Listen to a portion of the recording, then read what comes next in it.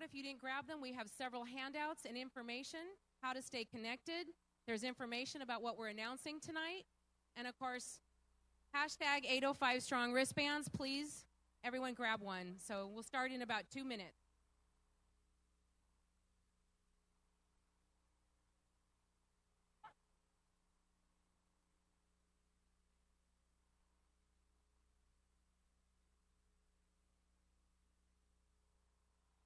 I have another quick announcement.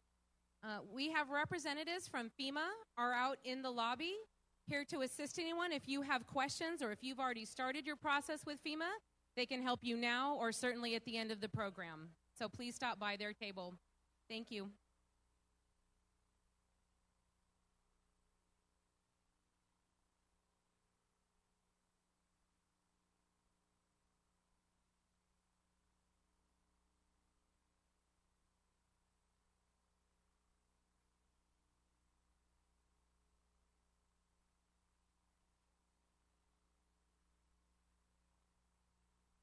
Folks, because I want to make sure that everyone, or at least as many people as possible, can sit in here instead of stand in the hall. I know that doesn't feel very good. So feel free to use the lower benches here up front. I don't think that's the end of the world if at least you'll be able to hear and crane your neck and see what's going on.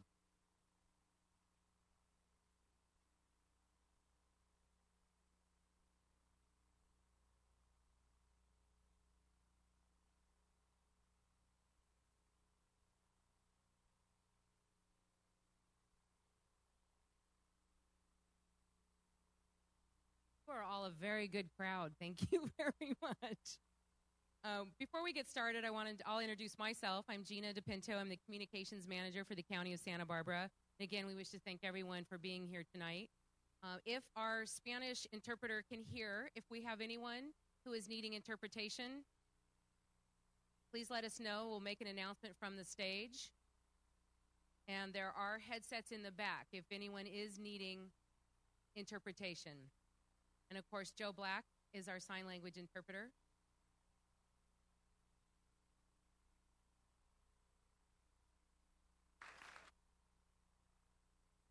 Joe is from Independent Living Resource Center, so thank you very much to the center. See that Senator Hannah Beth Jackson has just arrived and made it through the traffic. So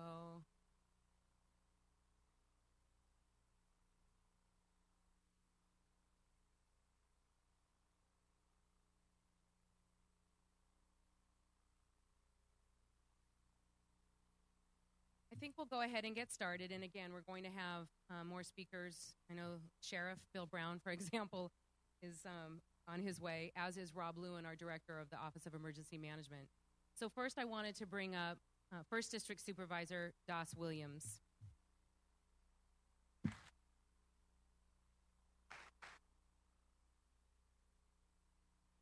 Good evening. I am so happy to see so many people here today. I have to tell you that, though I've served this community in one capacity or another for about 14 years, there's no time that I've been more proud to represent you than at this challenging. And we're not trying to scare you with the press conference that was this morning or the new maps, but we know that we want to learn from each one of these events that we've been through. And we know that even though from my perspective our folks have been doing a great job, that we want to do it better every single time. And that one of the ways that we can do that better every single time is if we give you these maps as early as possible, explain them so that you have time to look at them, ask questions before the next emergency. And same thing goes for the new communication that we're unveiling with evacuation. I also know that there are many questions here going to be here tonight about debris removal. We will talk about that. The good news is we have solutions for small lots. We're going to do a pilot program this weekend in one neighborhood, do 3 roll-off boxes of removal per inundated home. This was a very complicated, very difficult to accomplish move, and thankfully FEMA has been flexible with us on this, and that there's 2 volunteer organizations, the Montecito Bucket Brigade and Habitat for Humanity, are stepping up to help make sure that we didn't break the law as we try to help you remove some of your debris. There's not yet a solution for large lots, but we had or at least not more than the expensive solutions that are already out there. But we met today with the governor's staff who are in town about this issue. It's mainly about we need some dispensation from the state to be able to bring this material to our landfill so that people in larger lots might be able to remove without pay.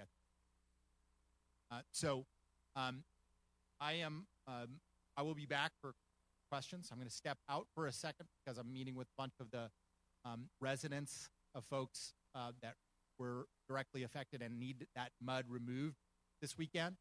But I will be back for Q&A, and we have some of the finest here today to present and explain those programs and explain that map and explain that new evacuation methodology to you. Thank you.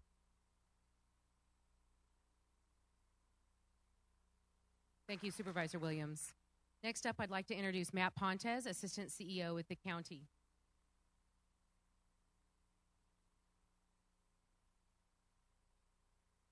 Good evening, everyone. I'm Matt Pontes, Assistant CEO. I am leading recovery efforts. Folks, hundreds behind the scene, get our communities ready for storms and recover from the January 9th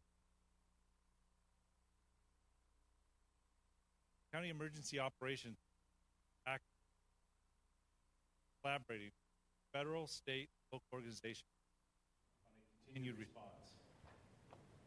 FEMA, CalOES, and the Small Business Association are included in this collaboration, which is important because to ensure that the broad needs of the community are met through a united and organized effort. We're also working with community organizations and county volunteers and organizations assisting in disasters, commonly known as VOAC, to focus on the long-term recovery of our community.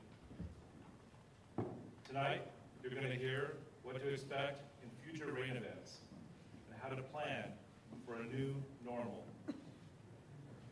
You will also hear about our ongoing recovery efforts, including more on debris removal. This week, the local Recovery and Assistance Center successfully transitioned to a Disaster Recovery Center, which continues to operate at the Calvary Chapel on 1 North César Chavez. Handouts are available in the back of the auditorium for the days and hours of operation.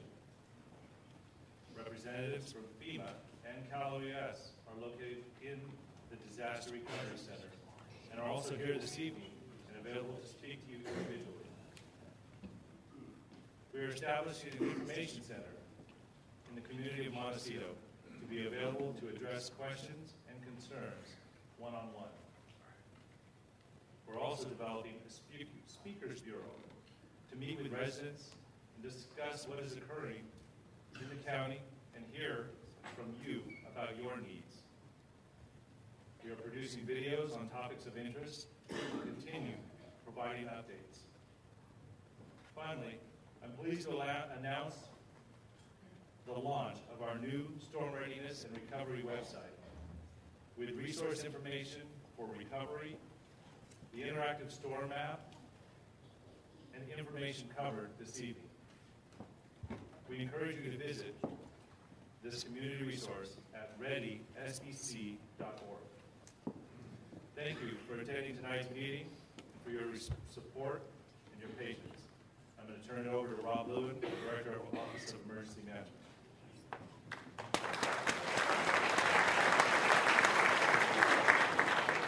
Thank you, Mr. Pontes.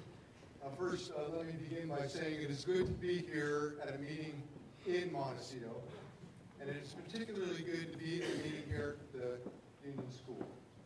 It was only a matter of months ago that some of us were here encouraging the community to sign up for alerts and other pre-disaster information meetings.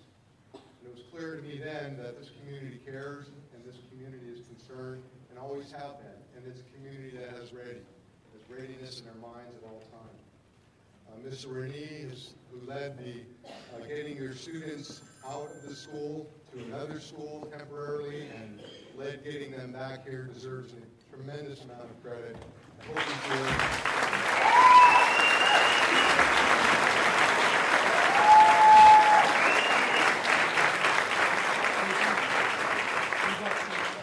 you He and I had many conversations over the course of the two disasters, and I cannot say enough about it. And I know you can't either. Let me begin on why we're here. We are continuing to move forward on recovery.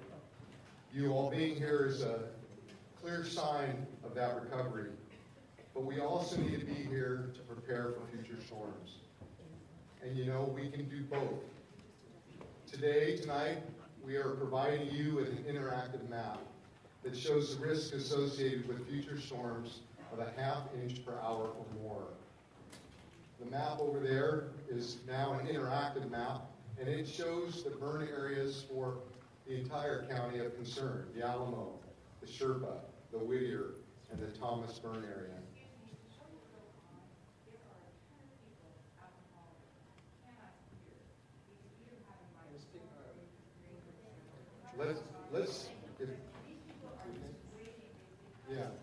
Thank you for sharing that. Let's see if we can get some folks to sit up here and make some room. Come on in and we'll make some room. Those folks that are blocking the door, come on up. Don't be bashful. I think it is important that everybody gets to hear. We have the fire department here, so he's going to keep an extra eye on us.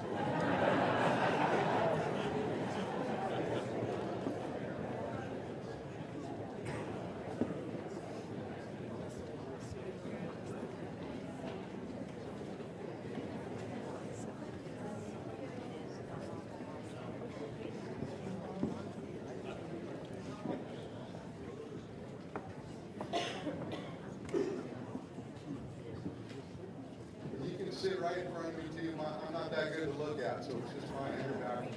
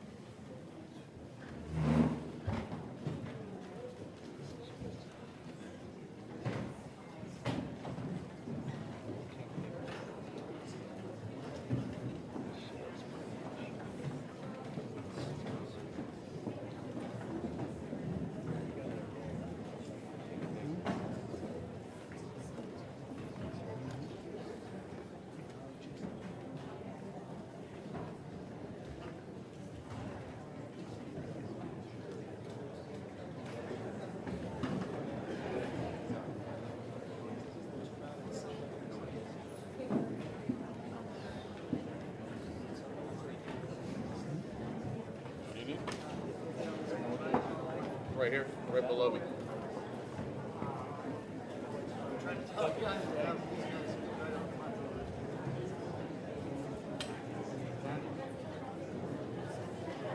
There's certainly still some room up here on the benches. You're welcome to come up here on the benches.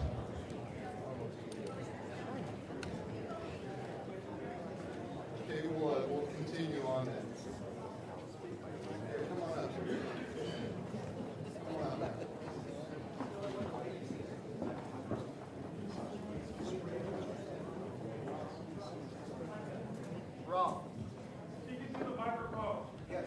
Okay, I'm going to talk right into it. You stay on us about this. Again, I want to talk about the interactive map tonight. The map was developed using comprehensive studies conducted by the United States Forest Service BEAR team, Burn Area Emergency Response Team, the CAL FIRE Watershed Emergency Response Team, or known as WERT, and the State Watershed Core Team. These teams worked hard, and they've worked hard on this. They arrived first on December 10th while the Thomas Fire was still actively burning. They did a lot of work, and they were a team that consisted of hydrologists, engineers, geologists, soil scientists, civil engineers, foresters, and biologists. And then the data was peer reviewed.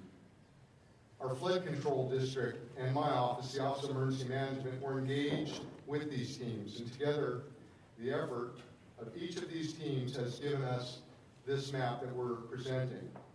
This map takes into account the burn areas and the impacts of the 1-9 debris flow. And it also demonstrates the choke points and the impacts of those choke points along the channels. And the map will be further updated as we get new analysis. So let us not be fooled that the mountains have been flushed of the debris from the 1-9 debris flow. The mountains and the canyons are still loaded with rocks, sediment, and other debris. Our immediate health and safety priorities are to clean the debris basins and channels, which are what catch most of the material coming off the mountains and canyons, so we are ready for the next storm. And I can assure you this is our focus every single day and has been even before the fire when we were cleaning out those basins. Let me describe how the map works and what it is stating. You can now go to the website and type in your address, and you can identify what risk area you're in. The extreme risk area, which is the red areas on the map, indicates that your property is located in an extreme risk area. This means that the debris flows, similar to the 1-9 debris flows, could impact you. If rain is predicted to be a ½ inch per hour or more, you would be ordered to evacuate, and you should leave immediately and seek shelter in a location outside the evacuation area. If you're in one of the yellow areas or the gray area, your property is located in a high-risk area. If rain is predicted to be a ½ inch per hour or more, you would be at risk from being cut off from essential services like natural gas, potable water, sewer, electricity, cellular phone service, and other utilities for multiple days. Roads may become impassable and even deadly. You should leave immediately and seek shelter in a location outside the evacuation area. The maps are both in English and Spanish. In addition, we have web pages in both languages. We now need the public that lives in or near burn areas to go to this interactive map and identify what the risk is. You can access this map at readysbc.org. You also need to sign up for Wear and Prepare Alerts, which has a link on this same website. Because if we can't reach you, we can't alert you. And now I'd like to introduce Division Chief of Operations and also one of the incident commanders during the 1-9 debris flow, Chief Kevin Taylor.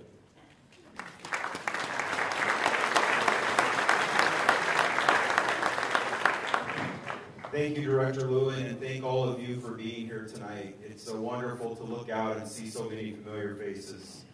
Now that you've had an opportunity to see the new interactive map that we've produced, I would like to talk to you about what we are going to ask you to do and alert you to what emergency responders will be doing when we have a storm that is forecast to rain more than a ½ inch an hour. Again, our planning threshold is equal to or greater than 1/2 inch per hour. And that's because that amount of rainfall can cause an event similar to the 1-9 debris flow. We generally receive a fairly accurate forecast from the National Weather Service at the 72-hour mark. If we receive a forecast that indicates that amount of rain, we will issue a pre-evacuation advisory to alert you to this expected storm. At the same time, emergency responders from all disciplines will begin to meet and review our implementation plans that we refined after the 1-9 debris flow. At the 48-hour mark, before the storm is forecast to arrive, the Sheriff's Office will issue a recommended evacuation warning. This is done 48 hours in advance to give you time to plan your evacuation. At the same time, the emergency responders will continue to implement their incident action plans. 24 hours before the forecast storm arrives, If the forecaster's confidence improves or remains unchanged, the Sheriff's Office will issue a mandatory evacuation order. This is when it's time for you and your family to leave. Emergency responders will begin to pre-stage resources in the areas that are identified on the interactive map as extreme or high-risk areas. 12 hours before the rain is forecast to arrive, the mandatory evacuation orders will become effective. This is when all community members should have left and be completely out of the evacuation zones. This is also when emergency responders from outside the area will begin to arrive to reinforce our local emergency responders. And then finally, 2 hours before the forecast storm, the roads will be closed, and those will be enforced by our local law enforcement agencies. All of the emergency responders that are out in the field will be staged in safe locations so that they can effectively respond to the areas that are affected if there is another event. So as you can see, our evacuation plan has been refined since the 1-9 debris flow. Our goal is to clearly communicate to you what the risk to you and your family is, what we want you to do when we issue an alert, and where we want you to go in advance of the predicted storm. The number one thing that you can do today to prepare yourself and your family is to sign up to receive life-saving alerts at readysbc.org. And now I introduce Sheriff Bill Brown, who will explain the evacuation process. Thank you.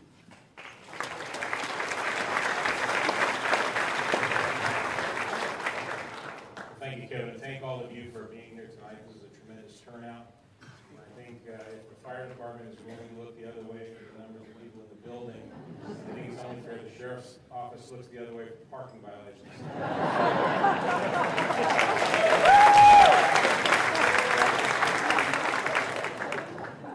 You have just heard about the significant and the heightened danger that emergency managers and those who live below the various burn areas, including the Thomas fire burn area that I presume most of you live below in this room, are now facing due to the damaged condition of the watershed that's above us.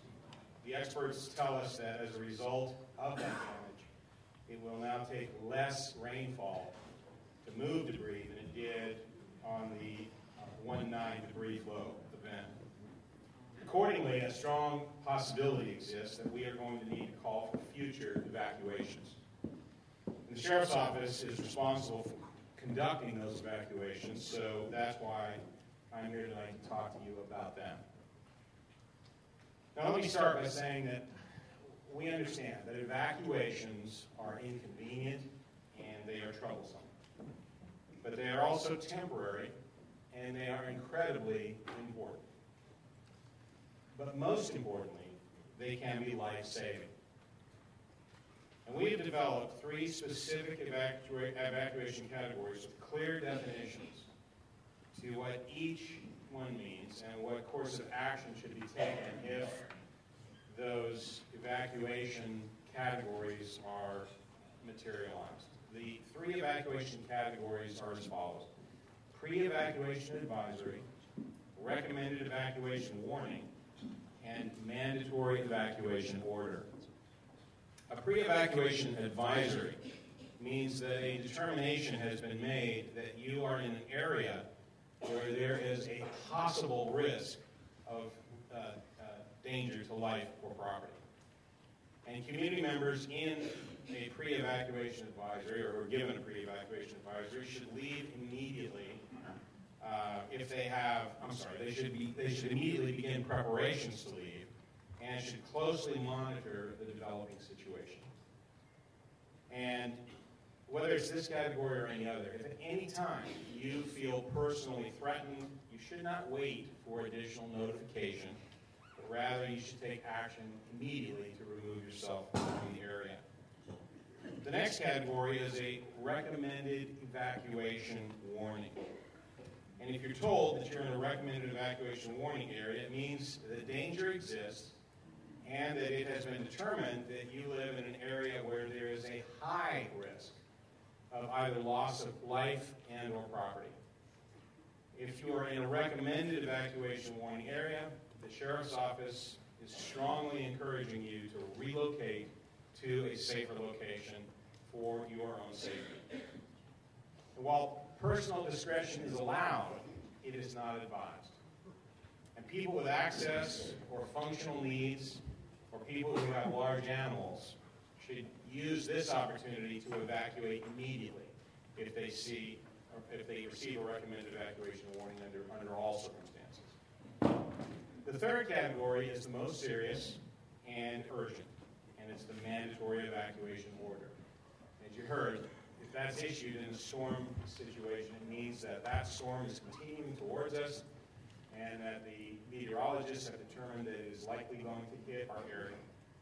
And if you receive a mandatory evacuation order notice, it means that a danger exists, and it's been determined that you're in an area where there is an extreme risk for loss of life and property. And the Sheriff's Office will order you to relocate immediately to a safer location. Personal discretion is not an option, and a mandatory evacuation will apply to the public in general, to the entire area. People who do not comply with a mandatory evacuation order will not be forcibly removed. We're not going to drag you out of your house. But the reality is, if you remain, you do so at your own peril. And you should not expect rescue or other life-saving assistance after the onset of an emergency event. So to recap, there's a pre-evacuation advisory, which means that there's a possible risk of life or property, and you should begin preparations to leave. Recommended evacuation warning means that there's a high risk to life and property, and you should relocate to a safer location. And mandatory evacuation order means there's an extreme risk to life and property, and you are instructed to leave immediately. And you can review those terms, and you can get a copy of those definitions by going to readysbc.org. That's a website you'll be hearing a number of times tonight. There's a tremendous amount of information for you. readysbc.org. Now, this new evacuation terminology will be used in the future for both fire and storm debris-related debris flow events. But I want to make it very clear that the timeline that we're rolling out here today and that we've just discussed is a protocol that applies specifically to projected storms and the accompanying danger of debris flows. We will use a different protocol during any future wildland fire events, albeit with the same descriptor categories. It will be very important for residents to become familiar with the new protocol and terminology, and for them to understand that if they live in an area of extreme or high risk, they need to be ready to respond to an evacuation warning or order. If a severe storm is predicted in our county, it's important to remember that even if you live in an area that is not directly adjacent to a water course, you may still be in a high-risk area, and we may still urge you or order you to evacuate. This is because of the strong likelihood of you losing your utilities, including electricity, potable water, sewer, gas, cable, cellular telephone service, and the fact that you could be stranded. You could essentially be on an island for up to 15 days. By remaining in the evacuated area, you could actually exacerbate the problem in the community, because you may subsequently need to be rescued or evacuated on an emergency basis, thereby tying up our limited first responder resources. So for these reasons, we are asking everyone who lives below the burn areas, including the Thomas Fire burn area, to develop a personal and a family plan, and to do so starting today. We ask you to, number one, consult with this interactive map and learn whether or not you live in an area that is at extreme or high risk. Number two, know where you're going to go in the event of an evacuation. Have a plan. Are you going to a relative's house? Are you going to a friend's location that's been pre-designated? Are you going to go to a hotel? Where is it that you and your family are going to go? We will endeavor to use every means possible to notify members of the community about an evacuation, but understand that depending on the timing, the functionality of technology, the available resources, and the size of the area to be evacuated, we may not be able to knock on every door or deliver messages to every phone or every computer. In fact, what we found in the Thomas flood situation was that some people, believe it or not, in this day and age, don't have telephones still and don't have computers, and they don't read the papers. So we're asking you to share any messages that you receive about approaching storms with your family members, with your friends, and with your neighbors. And remember, please, to sign up for Aware and Prepare so that you can receive alerts and notices before a storm event is underway. And you can do that by going again to readysbc.org. I also want to emphasize to you that the protocol that we've just described and the timeline that has been developed has been what we will use if we receive sufficient warning from the National Weather Service that a major storm is on the way. But it's important to also know that there could be rare instances where a rogue storm cell hits our community and causes flash flooding and debris flow with very little warning. And there may not be time to get evacuation messages out. One such storm did hit us here in Santa Barbara County in January of 2017, and it caused extensive flooding and debris flow and damage at the El Capitan campground, located below the Sherpa fire barn area. We are going to be developing a comprehensive public education plan in the future that will address such a possibility and educate people that they need, in that type of situation, to seek high ground immediately. That could be by moving to a temporary refuge area, a place like this school, a church, or another building that's located at a higher elevation than your residence. Moving to high ground could also mean moving laterally from your neighborhood to a higher elevated street or building or neighborhood that is nearby. And in extreme circumstances, where a flash flood is already in progress, moving to high ground could mean moving immediately up to a second story in your home if you have one, or even getting up on top of a kitchen counter. Please remember that our top priority is always going to be your safety and your protection.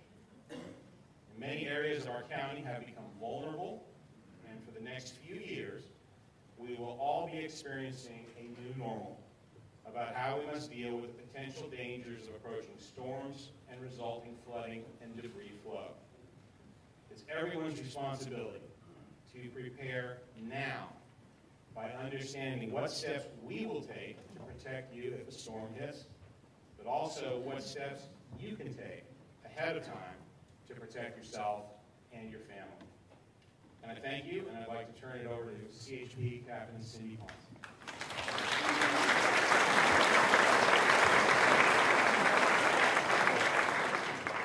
Good evening. Thank you all for being here tonight. I announced today at the press conference that we will close the 101 northbound at the 150 and southbound at Milpas, along with all the on-ramps in both directions between the 150 and Milpas when an evacuation order is given. We will only do this after the 72-hour pre-evacuation advisory, the 48-hour recommended evacuation warning, and after the 24-hour mandatory evacuation orders have been provided. So you will have plenty of time to evacuate. So by the time this is being put in place, it'll be about 10 hours after you should all been out of the area. So don't worry, you will have time to evacuate. Again, we know that this is a huge inconvenience. However, it is necessary to do this to protect lives. And we ask that everyone follow the evacuation orders and stay out of the area until it is deemed safe to return. The current traffic situation in Montecito and Carpinteria is extremely congested.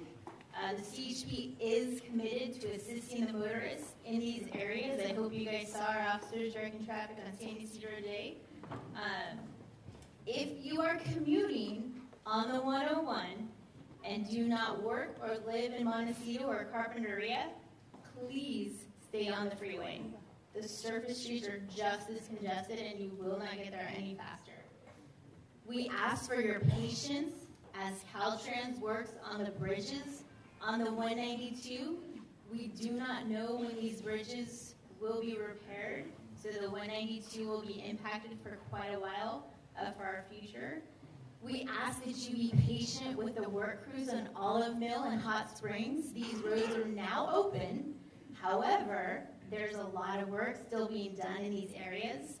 So we're all going to need to learn to coexist with these work trucks and work crews in this area until things can return to a new normal.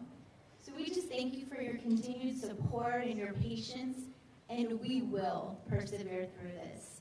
And now I'm going to turn it back over to Rob Lewin.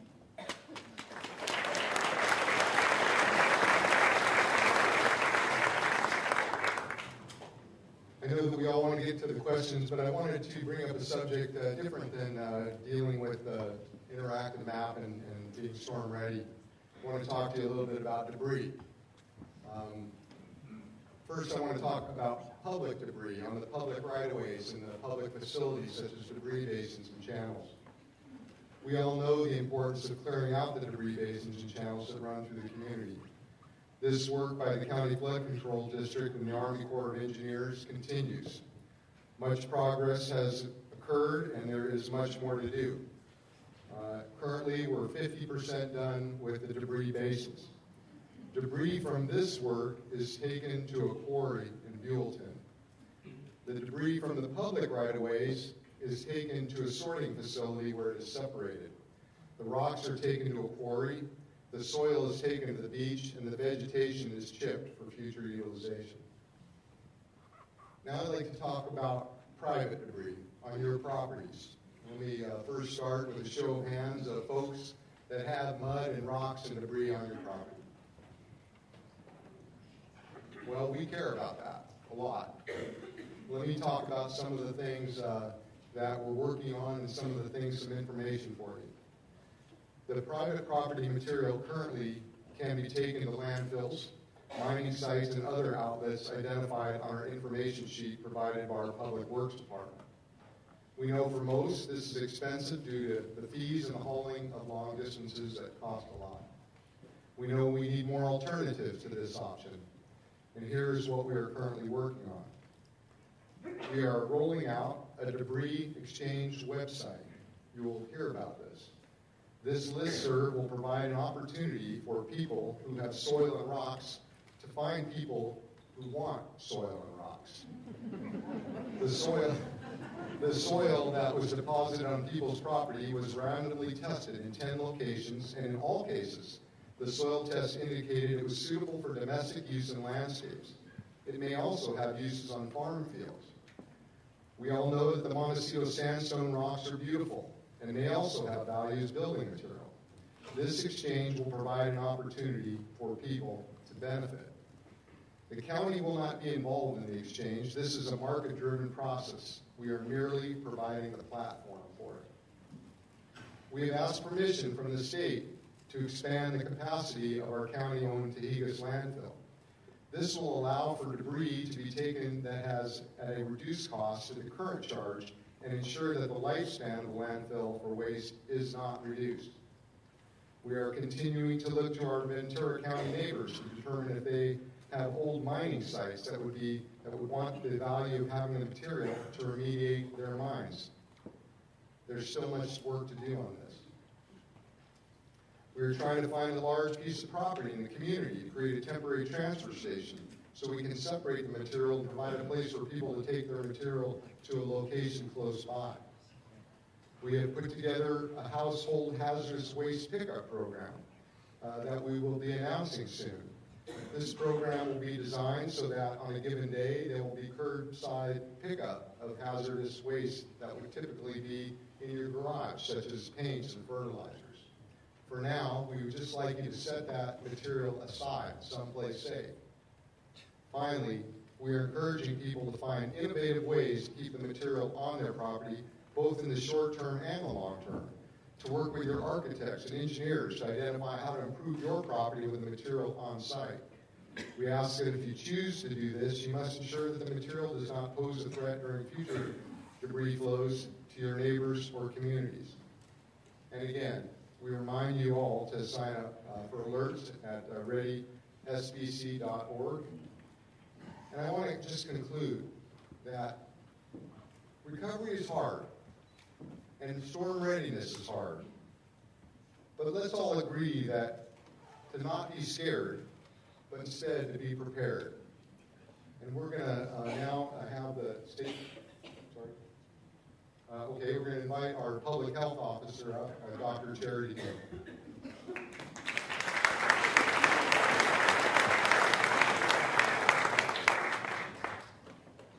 Hi, I'm Dr. Dean. I'm the Public Health Department Health Officer for Santa Barbara County. I can't see the slides very well. Who's advancing my slide? Perfect. Okay.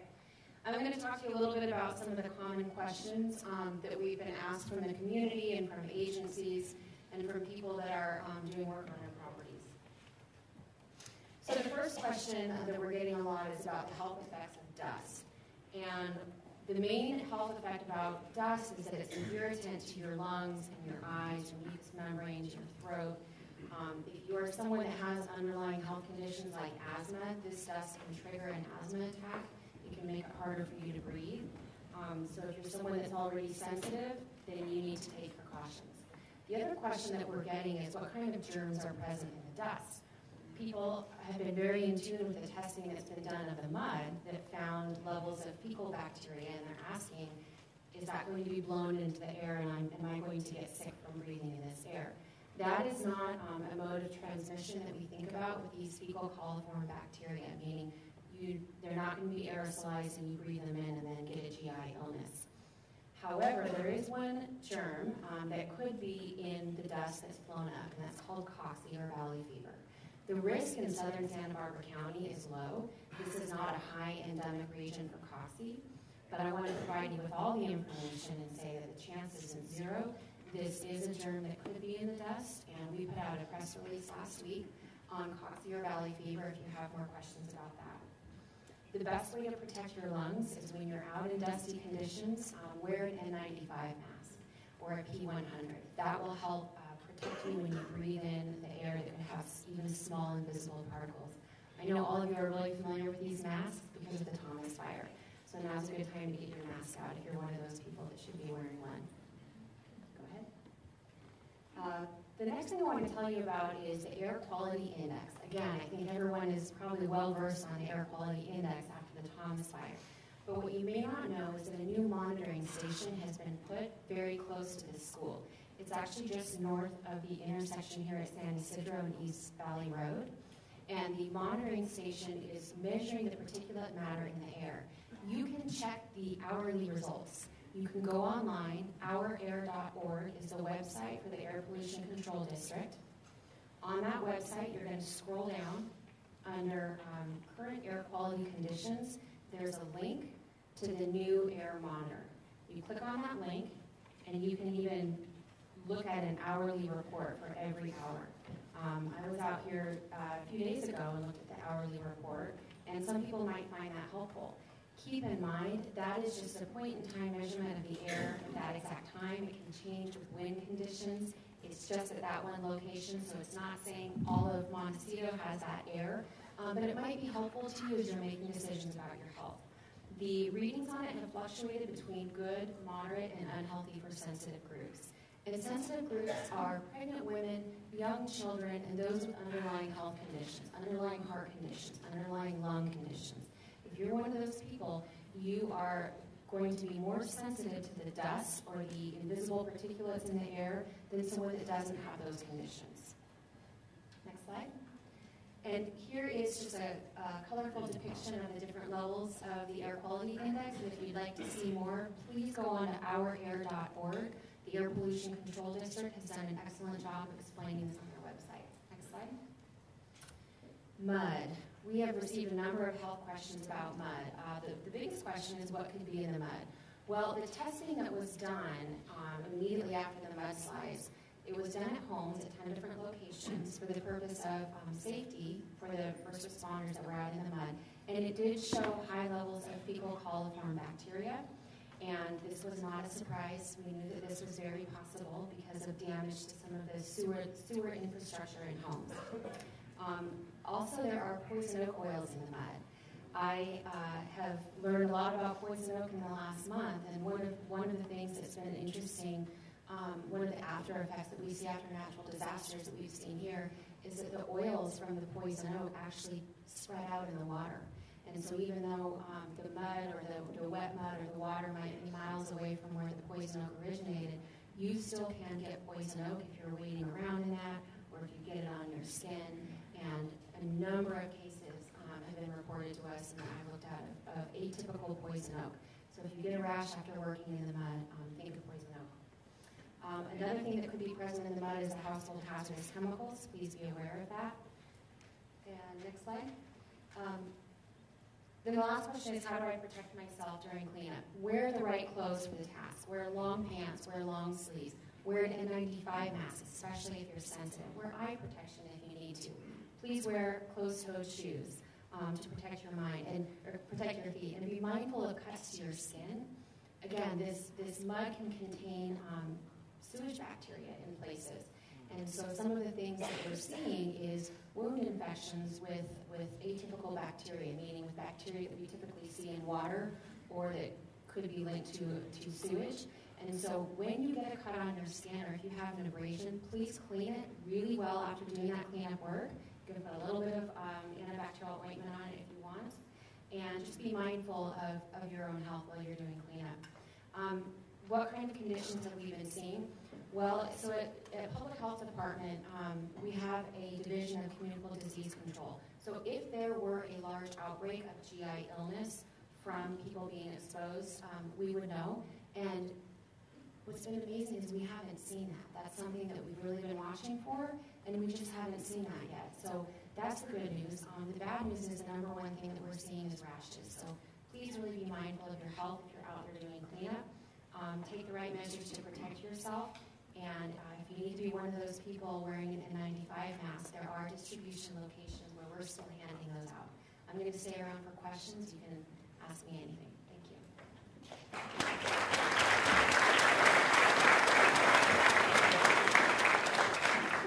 And our last speaker with closing comments before we go to Q&A, I am pleased to present California State Senator Hannibal Jackson.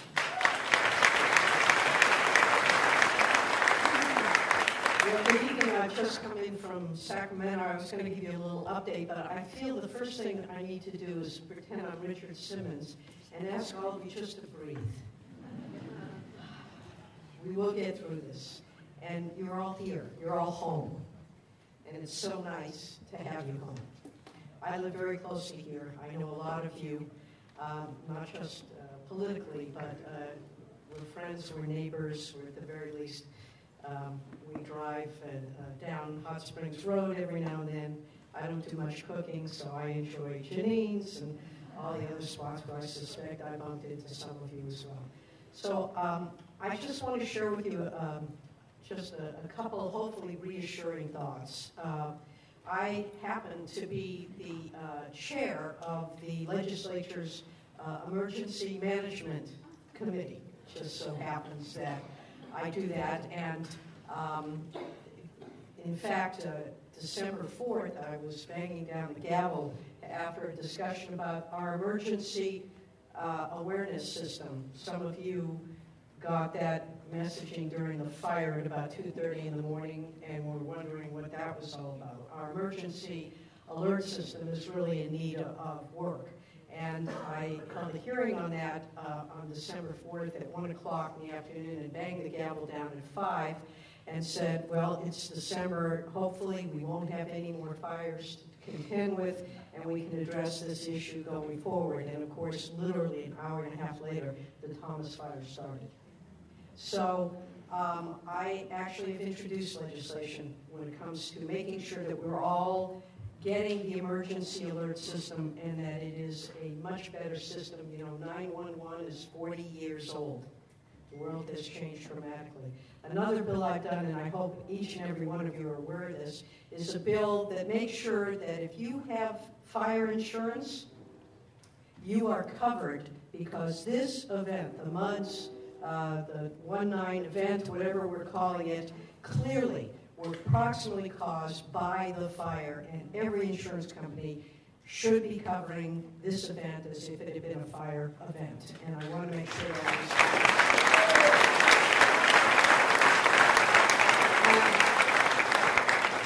if you're having any problem with that, please call my office. I have staff here, they're going to kill me. But please call the office or speak with DOS or speak with any of these folks here. We are determined you are going to get whatever assistance is available in that regard. So let me just say I have been in regular touch with the Office of Emergency Services. I spoke with the head of it yesterday, Mark Ilarducci. DOS mentioned he was here in the district. I know he met with Mona, he met with everybody here. He's the fellow who's sort of like the traffic cop. And he has been involved in a number of the major events, I think in Katrina, and every major event in this country for probably the last 15, 20, or 30 years. And he said this is the most complicated event he has ever seen. And wanted me to assure you that the state has a responsibility to assure that recovery takes place and is supporting the extraordinary efforts that this county is making, unbelievable efforts. So working together, we've got FEMA out there, we've got the Highway Patrol, we had Caltrans put the freeway back in shape, we even had Amtrak coming in, we've got Ron here, Mona's doing an amazing job, Matt is in charge of this recovery, everybody's working on all cylinders. This was an extraordinary event. And so I think we all need to be aware of that. But we're all here because we're resilient, and we are going to make sure that we prevail, but do so smartly. So the cleanup of debris, I know, is an issue. The OES is working with the county. As mentioned, we will figure this one out. There is so much, 2 million cubic yards of mud and debris. I mean, almost unheard of. We will and are finding places for that. Preparing for the next event, please, if you're asked to leave, do so. Weather is always a little finicky. I come from a place back east where we used to say, if you don't like the weather, just wait a minute. But these events, we might miss one or two, they might not happen, but it doesn't matter, because if the third time around we have a major disaster like we've had, there will be more loss of life. And none of us here want that to happen. So please pay attention. Fourth, the recovery itself. Mr. Ghilarducci says, remember, and he said, please remind the people this is a marathon, not a sprint. There is a lot of work to be done.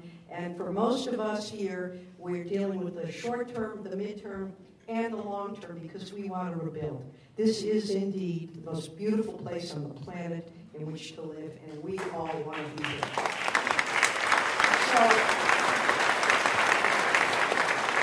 as we envision, as we get through the difficult times and we envision the future, the new infrastructure, buying down the risk, I'd like you to give some thought to that as we make sure we take care of everything we need to do in the present and in the immediate future. We, on the state level, I can tell you, I've discussed this matter personally with the governor. He's very well aware of what's happening here. I invited him to come down just yesterday. I think I was at a meeting with him, asked him to come down to Montecito to meet with the people of the community. He said he would. He was actually going to come earlier, but he got sick. And I told him now that he's well, we expect him to come and to tour and to meet with the community and to at least get eyeballs on what's been happening, both in terms of the disaster itself and how this community has come together. The Bucket Brigade, by the way, you're now famous up at San Ysidro.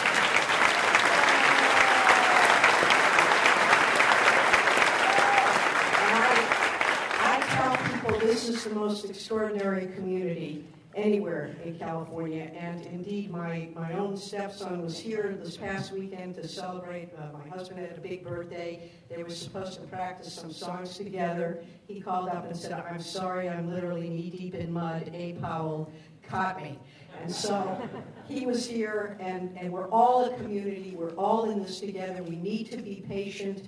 The people are genuinely working as hard as possible. Remember, this has been an extraordinary event, but we are an extraordinary community. So please, know that the state is working with you. Know that the FEMA is working with you. The county is doing extraordinary work, and we will overcome. Thank you.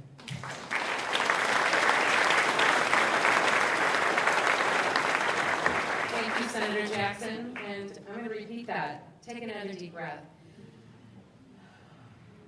Doesn't that feel good?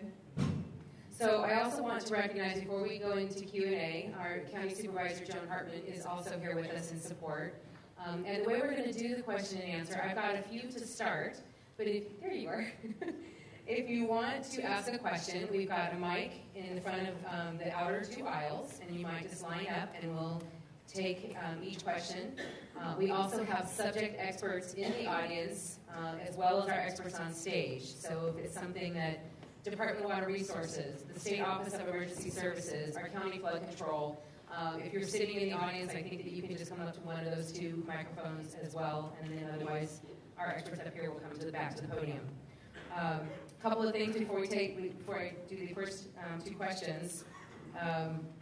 Say it with me, all together. The website is readysbc.org. Very good.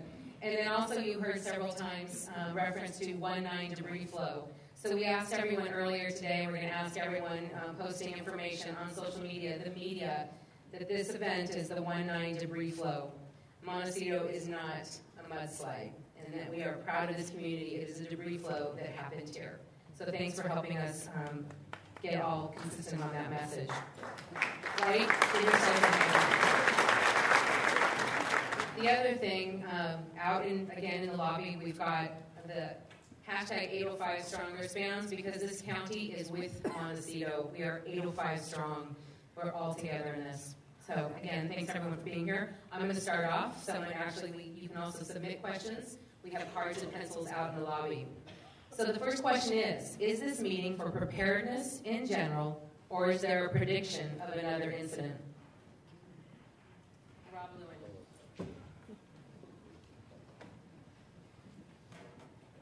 Well, I'm hoping we have we had a poster I was hoping would be here tonight. That was the history of rainfall in Santa Barbara County. It's on our Santa Barbara County hydrology website if you want to look at it. It shows intensities over the course of time. And unfortunately, a half-inch of rain per hour is a common experience. Every year, generally, there is at least one storm that has a half inch per hour. So that is something that we're going to have to realize.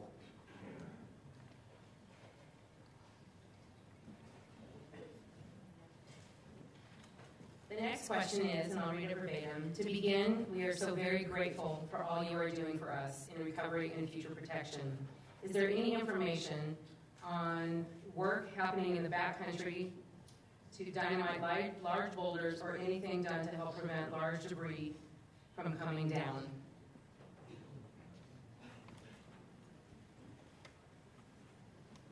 So, first of all, thank you for your thank you. And I assure you that everybody does this because they believe in it. We're all public servants who feel the word servant is our responsibility, and we do that. We do that because we believe in it. The question of mitigation measures, what I heard in the question of can we get up on the mountains and make those rocks smaller. The mountains rise from sea level to 4,000 foot elevation. They're chock full of rocks. There's an endless supply. That's something God gave us, and in many ways they're beautiful.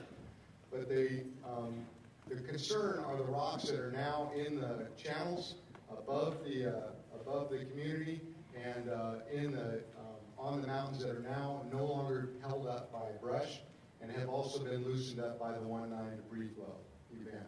So it's not possible to do that mitigation.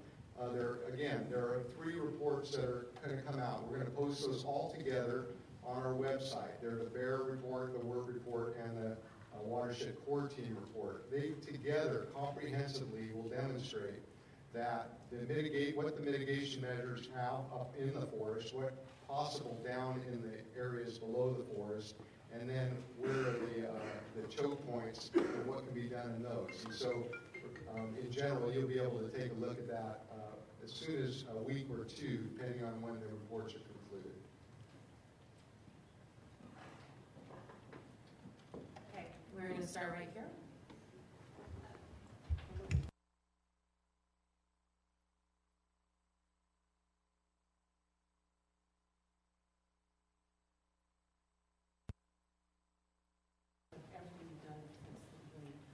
My question is, Doss, you mentioned earlier the 2 pilot programs for debris removal. Could you please tell us what those 2 neighborhoods are? You said it's a pilot.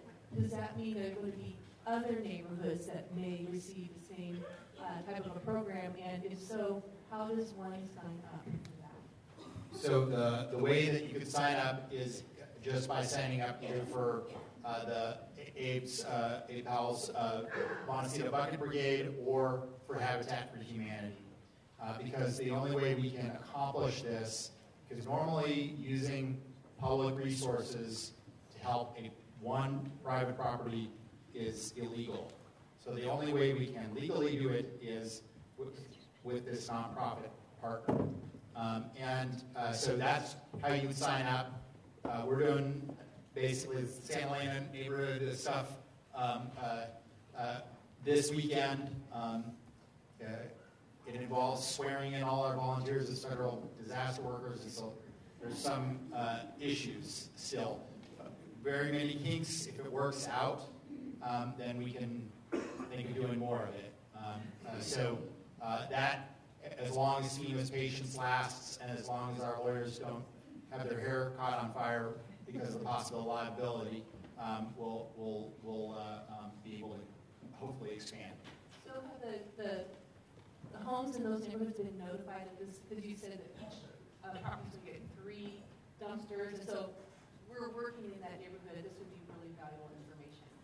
Yes, that's where I just was between the beginning and the Q&A just now. We were meeting with a group of those homeowners. There was about 30 of them there. We're going to try to get the message out as much as possible. And the other thing that I would be lax if I didn't mention, it's actually easy right now to dispose of organics. So one of the things that you can do on any property is separate out your trees and brush, which you can dispose of at normal rates at Marburg or at the transfer center. And that way, whether you're doing it through you facilitate the fact that if we only get 3 roll-off boxes, you make those count. And if your lot's too large or we're not, we can't expand the program fast enough, then you can do it privately for a lot less money if you separate out your organics. I also would be lax if I didn't mention that we have to thank Montecito Union School for having us here. Their school board president, Gwen Laurie, is right here, so let's give them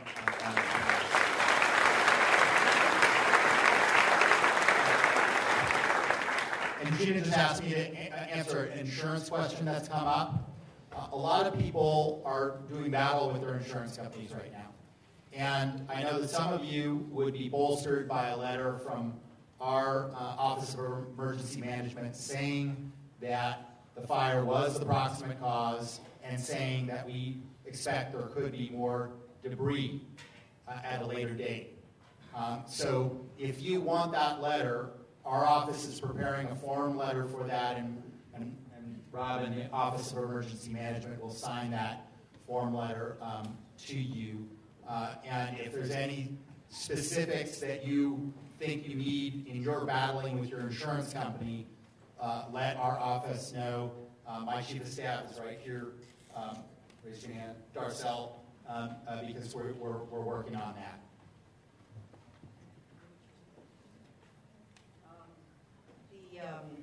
The head of the Department of Insurance for the state of California was here last week. He's already made a declaration to that effect.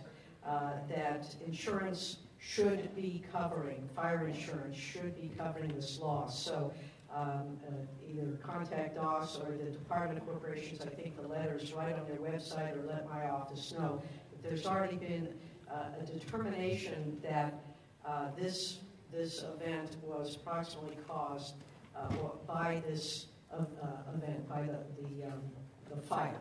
So it's important that you assert that. Could I ask, by the way, how many people are fighting with their insurance companies that don't believe this is an appropriate? Is there a particular company? USAA, they're notorious. Anybody else? Or it's just USAA? Okay. Nationwide? All state? All state? All state? All right. Thank you. We will get right on that.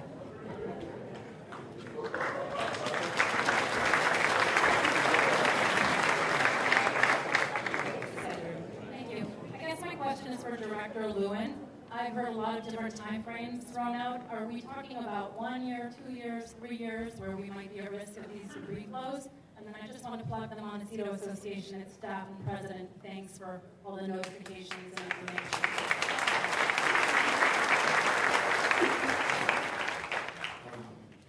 A great question. How long will we be threatened by future debris flows? So the short answer is it could be as long as 5 years. It could be as short as 2 or 3 years based on how much moisture we get with the mountain. The brush needs to grow back. That's the solution. The mountains need to heal. They want to. They're chaparral. That's what they do.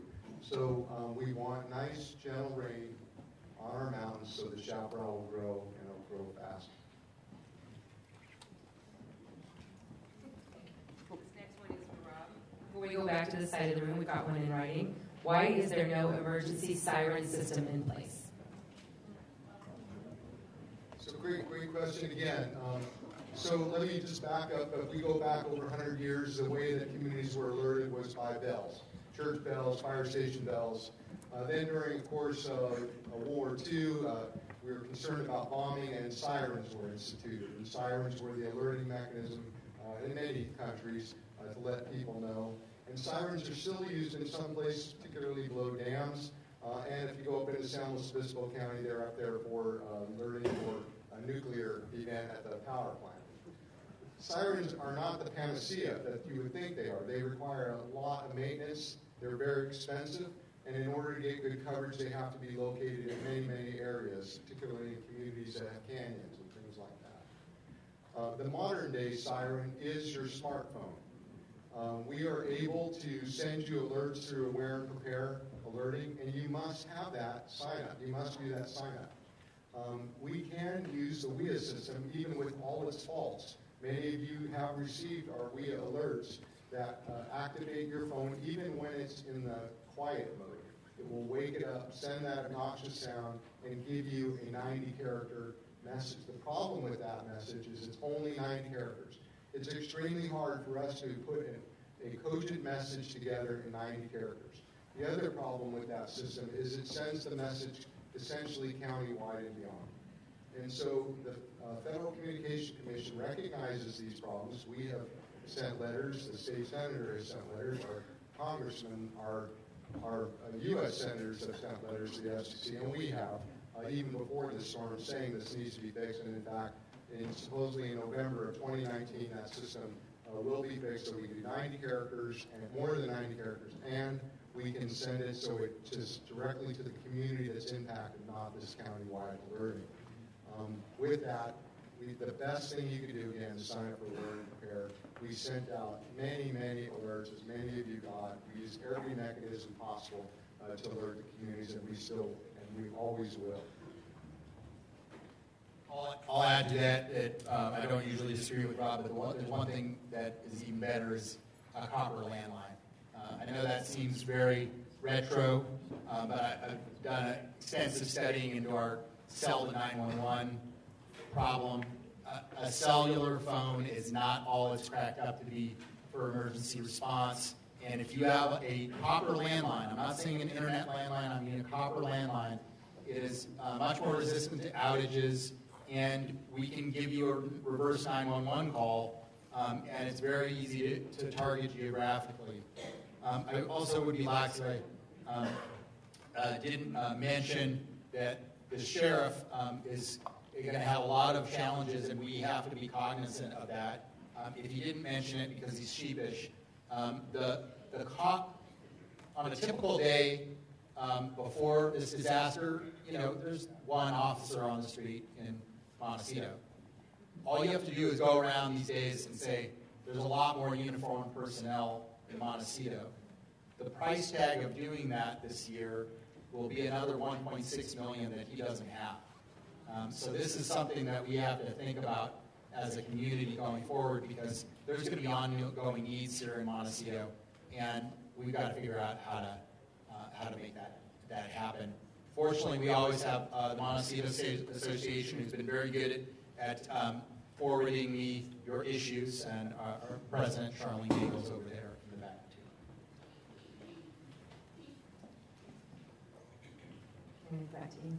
Yes, thank you. My name is Marcus Lopez. Lopez Estate, Old Spanish Town. Old Spanish Town was halfway eliminated. But before I go to my questions, I would like to say let's have a moment of silence. Let's do that, everyone. For our people and our children. They're not here.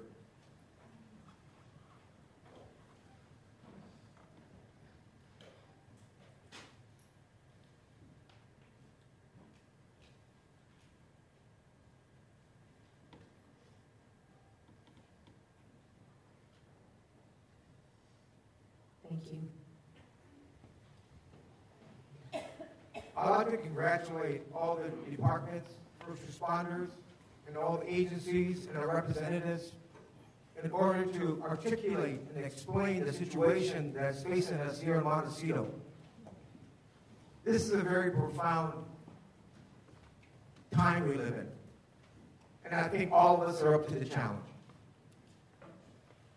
Couple of questions, and that is, when the debris from the roads were dumped on private property, whose responsibility is that, number one? Second of all, is the county, Forest Service,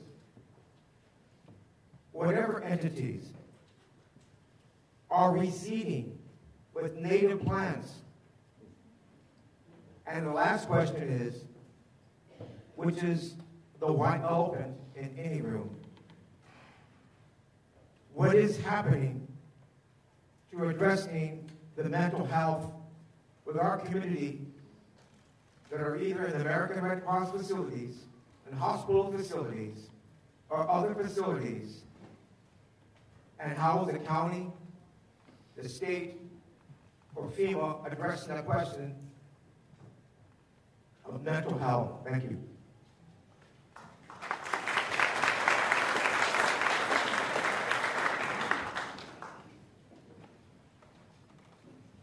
So the first question was about mud and debris that was pushed onto people's properties from the road. So it's first of all, if you believe that it was pushed onto your property, you can go on our website and get a claim form and file it with the county. It's not a complicated claim form, and you can do that. That said, it really depends on why the material was pushed onto your property. If it was done during rescue operations, in other words, there was material that had to be pushed off so that they could get in and do search and do rescue, then that is going to be considered part of the emergency. And that's an important part. If it was done in another way, which we don't know that there was really much of that going on, where our county roads just simply pushed it to clear roads, then of course you need to file a claim on that. The second question that was asked was about reseeding.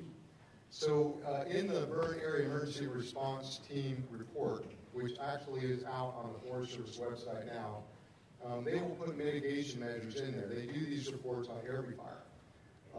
The problem with the Los Padres National Forest is it's steep. It's very steep.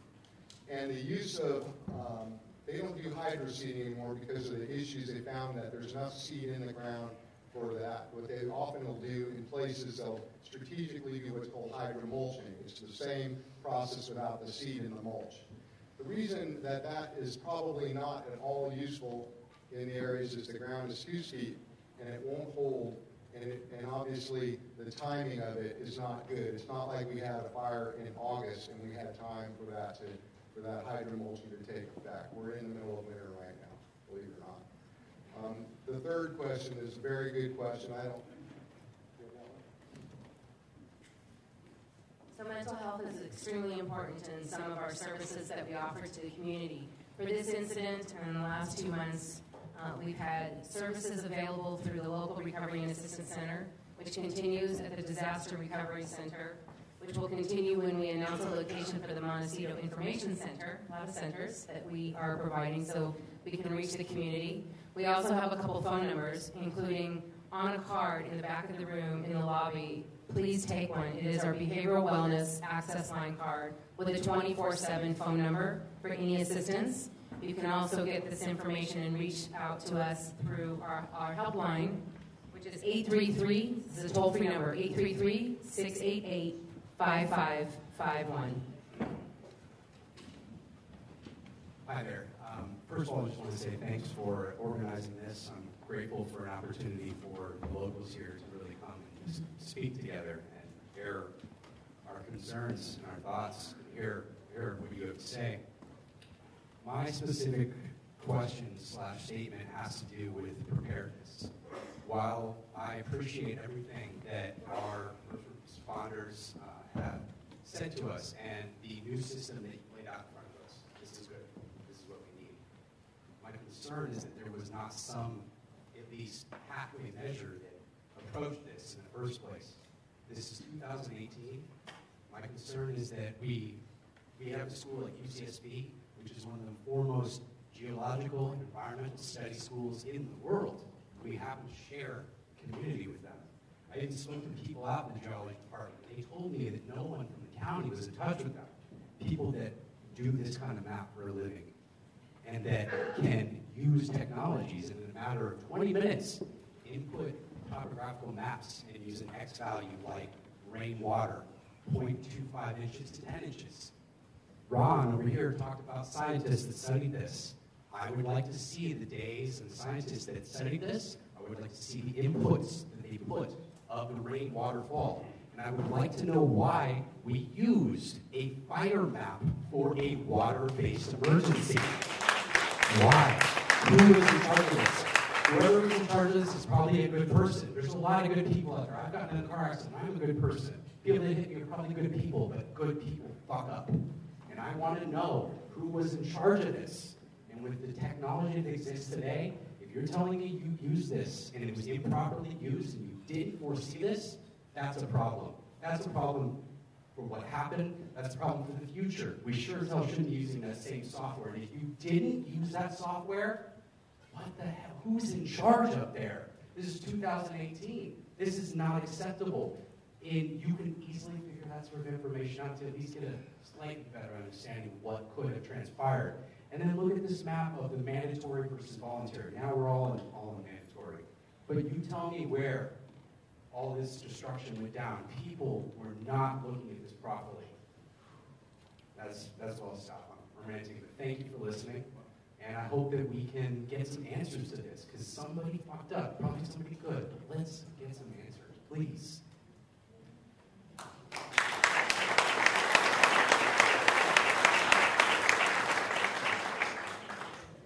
Clearly, this is very difficult. The efforts that we undertook previous to the storm had never been undertaken prior at any time in Santa Barbara County. We had a burn area emergency response team, the Forest Service team, and the CAL FIRE watershed emergency response team, the scientists that included hydrologists and geologists and botanists, etc. To get to the Thomas Fire on December 10th, to begin the process of looking at what the effects of this fire was on our watershed. Watershed being everything above and below the communities. These scientists usually take a month or more to get these reports done. We had pressed on them while the fire was burning that we needed a map now, that we needed something now, we needed to have information now because it was a December fire. And as we all know, December fires are rare, and then to have the largest fire in California's history occur in December really stunned us all. It burned at high intensities through this county. I have spent my career in the fire service, and I had never heard of a fire with the rates that this fire had burned, and when I flew over that fire following it, the entire watershed was gone. There was not any vegetation in the riparian areas. There was nothing left to hold it up there. And we began to sound the alarm that this was an issue. And we took the information that we had available to us, and we processed it as best we could. And beginning on December 5th, the Friday before the storm, we held a press conference where we showed the areas of risk, and we talked about it. It was the best information we had, and we had our scientists with us. And then we began the process of doing an evacuation 30 hours prior. Now, many will look back and say that more could have been done. Of course, more could have been done. Of course, we can all learn from our lessons learned. But I want to tell you, and I want to say it straight up here, what we did had never been done before in this county. We stuck our necks out to alert this community and the communities of Carpenter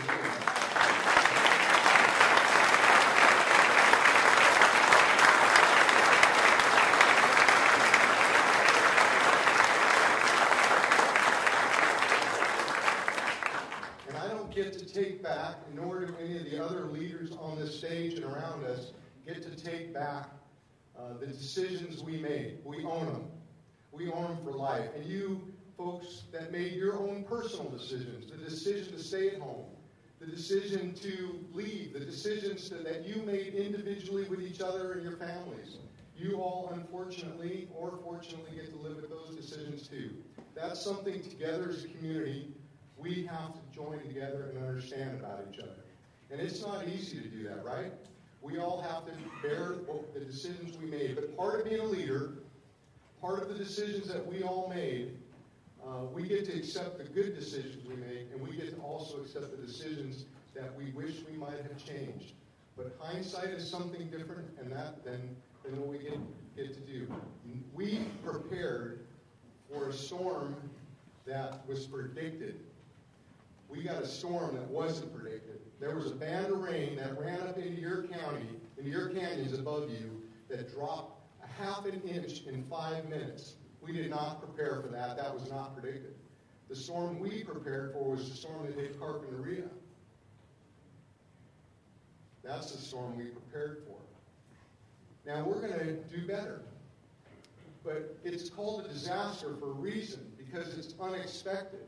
It's something we can't quite muster. We can't get our hands around, and we're all going to have to deal with that. And now we got to do the best we can to be prepared in the future. Now, if you want to see the reports that are coming out, they're all going to be posted on our website as soon as all three of them are together. You can look at the Bear report now, but independently, that report is not going to provide you enough value. And all those reports will be available to any scientist that wants to look at them. And if we find that there should be changes in those maps that we presented tonight, we're going to make those changes. We are not afraid to make changes in what we're doing. Thank you.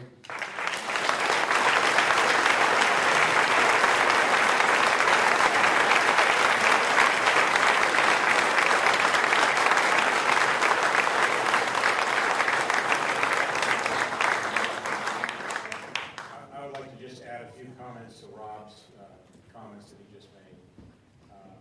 And I'd like to preface it by acknowledging the tremendous amount of sadness and sorrow and loss that many of you in this room and certainly all of us as a community have experienced as a result of this terrible tragedy.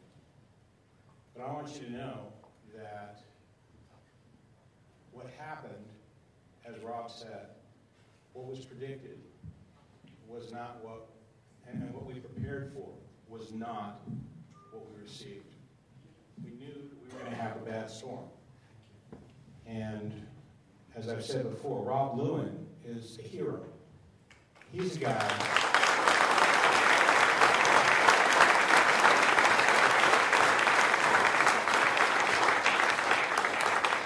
He's a guy that rallied the emergency managers in this county and really convinced us of what the danger was and that we had to all band together to get the message out and to prepare and conduct an evacuation as a result of this storm. Now, there's a couple of things I want to say about it. First of all, although we've had mudslides and debris flows in the past, in the 90s and in the 60s, nothing of this destructive nature or magnitude has ever occurred here before in modern history. And as you heard, we had this intensive rainfall, half an inch in 5 minutes that we are told by scientists is a once in 200 year event. And as I mentioned, the danger is that, unfortunately, our watershed is in such bad shape that it will take less even the next time to move debris. But we were, the best that we could use to prepare for were estimates that these scientists predicted. And one thing that really hasn't got out in the media and really hasn't really resonated with the community is that we received maps from the U.S. Geological Survey that showed where the estimated destruction would be from a major storm. And the estimated destruction in that storm was above East Valley Road. In fact, it was above the mountain. So it was direct. It was towards the base of the mountains and in the community, the part of the community that was just in that area. And when the emergency managers met and discussed this, they had some maps that looked similar to this, but we didn't have any way of alerting people to say, if you live along this water course and if you live on this street or that street. We have an evacuation system that is a grid, and there's been a lot of criticism saying it's a fire system. It was developed as a result of fires, but it's a grid system. It can be used for anything. And that grid system was overlaid on top of the map where the destruction was predicted, and it was well above East Valley Road, which is the cutoff. And the other reality is, those of you who live in Montecito know, East Valley Road is really the only thoroughfare that goes from east to west in the middle part of the community. And it is something, if we do an evacuation, we have to give people an understanding of what areas have to be evacuated.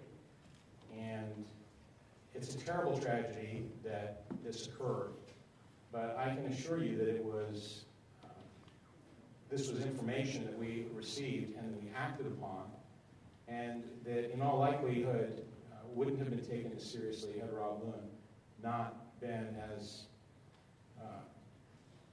direct as he was with us about how important this was and how much this had the potential to be a danger to our community. And as it turns out, he and the scientists were right. What they weren't right about was, and what they couldn't have had any way of predicting, was this incredible event that occurred that was truly a once in 200 year event. So, as Rob said, we all made decisions. I'm the sheriff. Evacuations are the result of the orders that I give. And I've interacted with the families who have lost or who are missing people. And I can tell you it's been incredibly emotional to me and to see them. And we are still, and I wanted to a couple of things that I didn't mention when I was up earlier that I did want to point out to people, but we're still actively trying to find 2 people who are still missing and presumably who perished in that storm. And to do that, we need your help. As you, any of you that live on the Olive Mill Hot Springs corridor, as you go through this recovery process and as you clear debris from your properties, we want you to be vigilant about the potential for human remains to be there. And if you suspect anything, you call us and we will come and we will bring specially trained search dogs and we will look through that debris for those people. We've actually scoured that corridor many times, successfully located a number of people, but we still have 2 that are outstanding. We want to find them to provide closure to those families. So again, I can assure you that all of us, in retrospect and in 2020 hindsight, have to answer the question honestly: was what we did sufficient on January 8th? And obviously, in retrospect, it was not. And that's why we are looking in why we work together to come up with this new system that hopefully has a little more clarity and hopefully has a message that's a little more easily conveyed to the community. And certainly the next time something happens, the community is going to be very dialed in to what's going on. The concern is what happens if it's 2, 3, 4 times. We may have a couple of times where there's going to be an advisory and a storm veers off and doesn't head our way. We might have a time when there's an advisory and a warning and a storm veers off. And what we don't want people to do is to say, oh, well, they're just giving us this information, asking us to leave, and there's no need to. The reality is every time we ask you to evacuate or order you to evacuate, you need to evacuate. Thank you.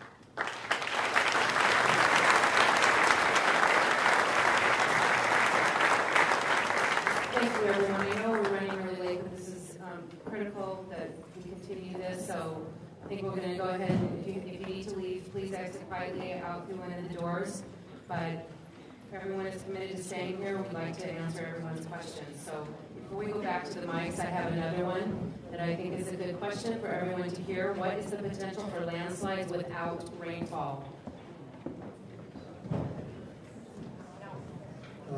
I think the question is probably implying is there potential for a Lock and Cheetah style landslide? The Lock and Cheetah style landslide is a result of saturation. It's after a lot of moisture gets in the soil and a large depth of soil moves. What is a potential impact on a burn area is because we have rocks that are no longer held, that the folks that live below slopes, there's always a potential, as there is even without fire, but more because of fire, that there could be rocks or during rainstorm mud that flows off of slopes.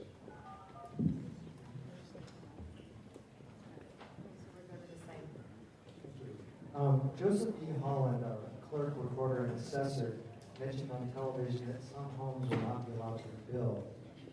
Exactly where will homes not be allowed to rebuild? And if your home was damaged and not destroyed in those areas, will you be allowed to repair your home?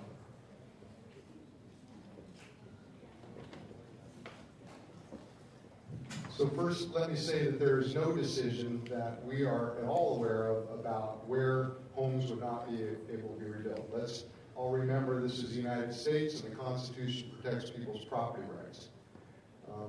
If there are programs that exist, mitigation funds that are available through FEMA that allow for the voluntary purchasing of properties in hazardous areas, and that certainly is a program that we will look at. But in no case will people just have the blindly picking a property that would be no longer buildable on. It will be done in a process that's part of what we do in our government. And with that said, clearly we need to come up with mitigation measures to protect ourselves in the future. And so we're exploring that. We will be exploring that. And that will be done with the help of the community. None of this will be done without getting assistance and advice from people here in the community that are going to be part of an advisory group.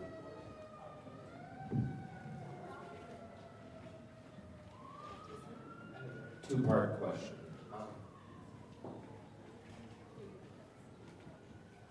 On most days, my greatest legacy is part of the 4th grade class here in school. Much in part because of the extraordinary leadership of faculty here.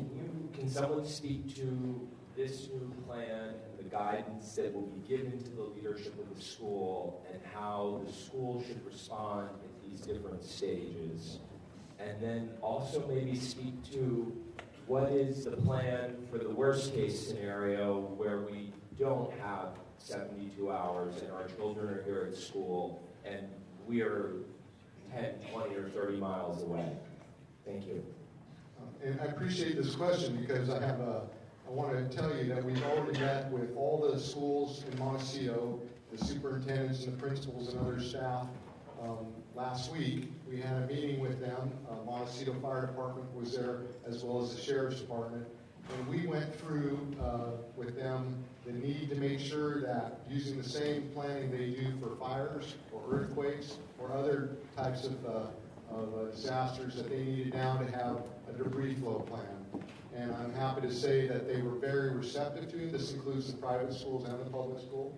And that they're all going to be moving forward on creating this plan, and we're going to assist them with those plans. And tomorrow morning, we have a meeting with the Carpinteria schools, both public and private, to have the same type of meeting. And in those discussions, we talked about both the need to what to do if there was a rogue storm, rogue debris flow, or what to do when there's a planned evacuation, but it's a short order, or a planned evacuation of long order. So we're addressing the three types of scenarios that could occur to a school. We will continue to work with the superintendents and principals as long as they need our assistance in providing this. Anything more from the Montecito? Okay. I guess I still don't understand at what stage you would be recommending that the school evacuate and close. Because it seems like there are various stages. And at what stage are you at least recommending that the school close and we not bring our children to school? So the decision on when to close the school is the decision of the superintendent and principals, of course. The recommendation on when we do it, here's the process that we will use. When we get into the period here of an advisory, we will be standing up an organization at a low level, but it will include the County Office of Schools, who is our conduit to all the schools in the county. And then we'll be making recommendations to them on and informing them of what's going to be occurring in the future. So the short answer is that they will be doing the same kind of evacuating. That will be our recommendation that the community is doing. We recognize that if there's quick evacuation, there's issues of transportation, and all of those are going to be addressed in the school's plans. And I don't know if there's anything else to add, Mr. Rain. I just want to say we really appreciate the guidance in the meeting. We're forming a comprehensive plan that we're going to do a draft on for our February 20th board meeting, and it will have all those levels of 72-hour, 24-hour, and then a 3-hour, and then a 20-minute. So we'll have a whole lot more to share on February 20th when we have our next board meeting. And thank you for your support on that. I'd like to add, too, that when the decision was made to evacuate or issue our notices 30 hours before the storm, we actually did have the county education department there at the table, and schools had not returned yet from the winter break. So some of that timing, they were able to put out messaging before kids were due back on Monday, which was the day that we were evacuating. So some of that did happen up front. The other thing that I wanted to mention is our Department of Behavioral Wellness, especially led by Suzanne Grimacy, has been staging compassion centers, working directly with the schools in the district, meeting with the children and the teachers. We also have materials on our website about how to talk to children about this event. So, and again, if you have any questions or anything else that we can help support, that's what we're here to do. So thank you for that question. Yes. Good evening. My question is, there's a lot of experts being counseled, and yet there's been no local Chumash elders being counseled in these situations. The local Chumash elders have local history and knowledge beyond what reports would say. And also, what is the impact of our sacred sites within our community, and if there's been dialogue with our local Chumash? Thank you. Thank you for your question.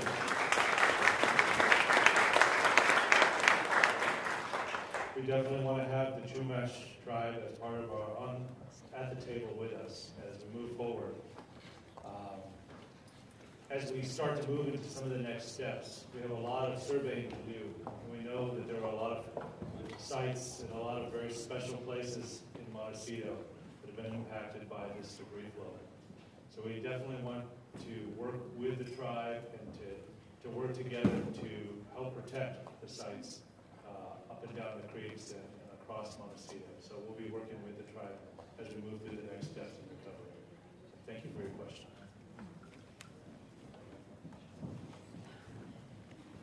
I just have a brief statement to make, which is that, first of all, it's not lost on me how special it is that we're all sitting here inside the auditorium at Montecito Union School. So many of the people affected by this disaster went here or had kids go here, and this is really an amazing place, and we're so proud that we're all here and okay to be here and in this room. So I wanted to say that. And also, I wanted to compliment everyone at the county for not just your professionalism, but your incredible compassion in dealing with this crisis. I have been so impressed in all of the meetings and conversations I've been honored to be able to sit in on about how to do better in the future and the humility with which everyone has come to this conversation. And I want to say that I really do believe, because I think that so much of what we need here is hope.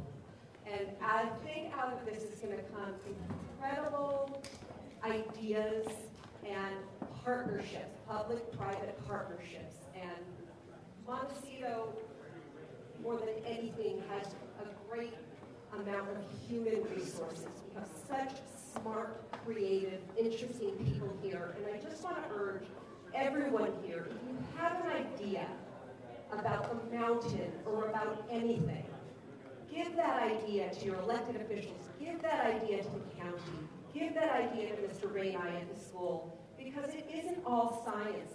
And as we've heard so many times tonight, we've never seen this happen again, and I'm sure we've all had the experience of being in the doctor's office and suggesting something to your doctor when someone you know or care about is ill, and they look at you and go, oh, that's a good idea. And you think, well, why didn't they think that? They're the doctor.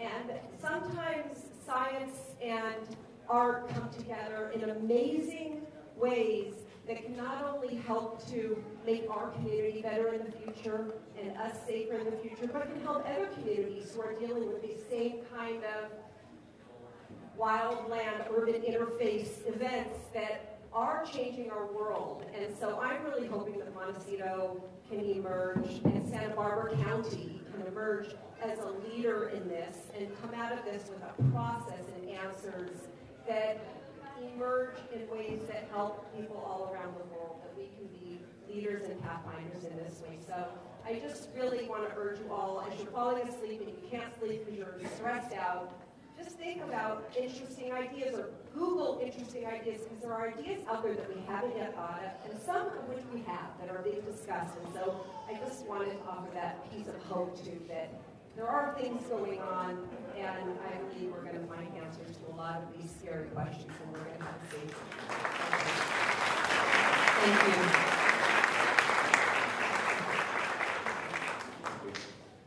Matt Riley, President. It occurs to me that in about 7 hours we mark the 1-month anniversary of this disaster, and that's not a lot of time to collect data. And I've made maps like this, and I guess the question I have is a question that a lot of other residents that I've talked to have, and that is a lot of debris went into these channels, and it might have changed the topography, and it might have changed the way that the next event would actually move and move through the landscape. And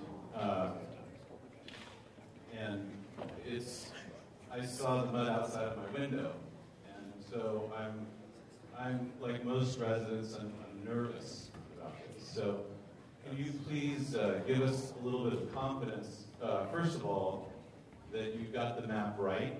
Because when you put two colors like that on there, you look at where the seams are, and kind of what went into that data, and then how how is that evolving over time?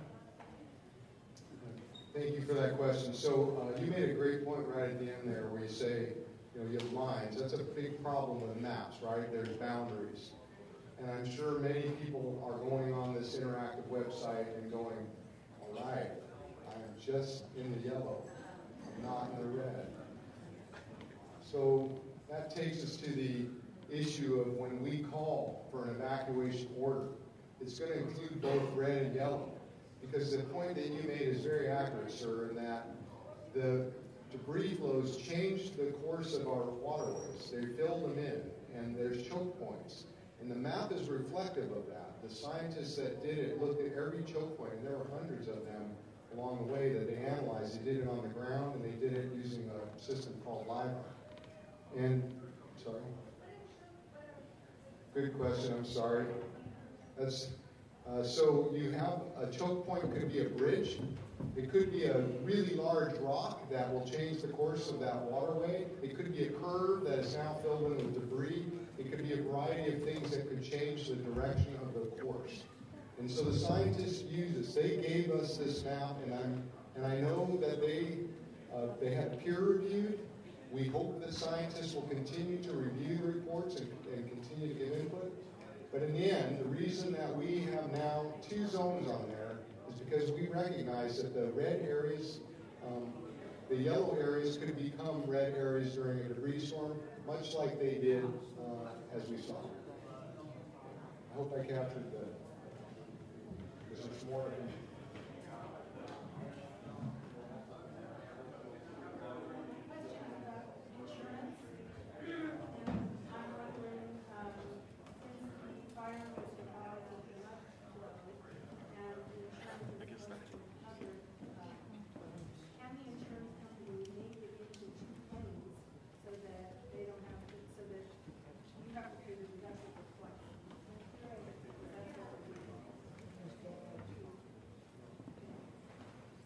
Unfortunately, we asked a lot of questions about insurance, and when we called the state commissioner's office to get a variety of, in the end, it was one of these issues where you just have to go talk to your insurance companies.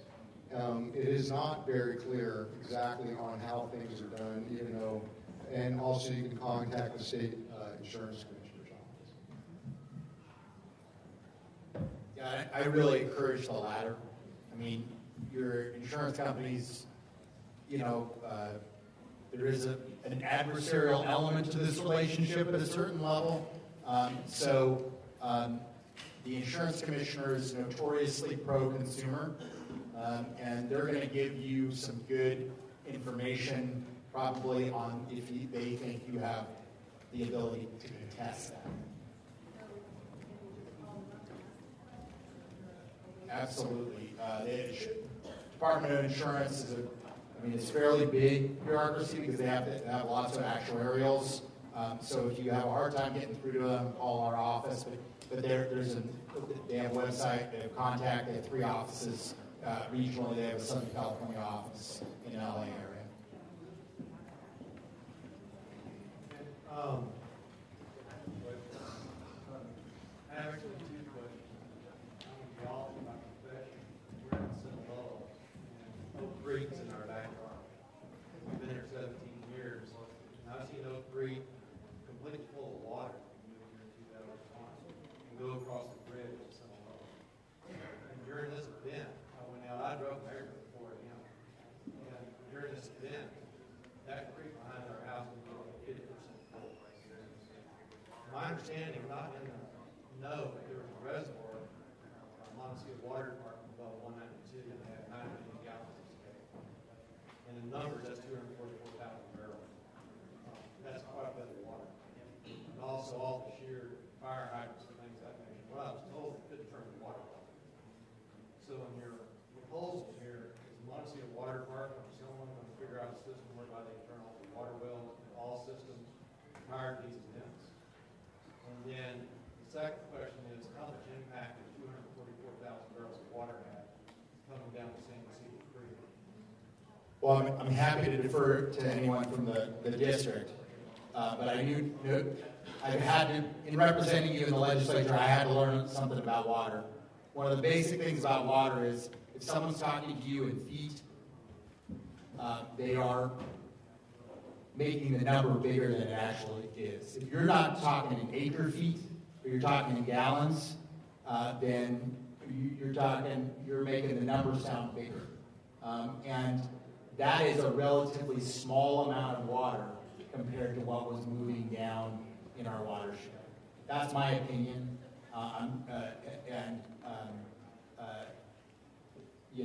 The water district can probably give you better answers, but I just wanted to tell you that usually my BS detector goes off and someone's talking gallons instead of acre feet about water, and if they're trying to tell you that it's a significant amount of water compared to this, it's not.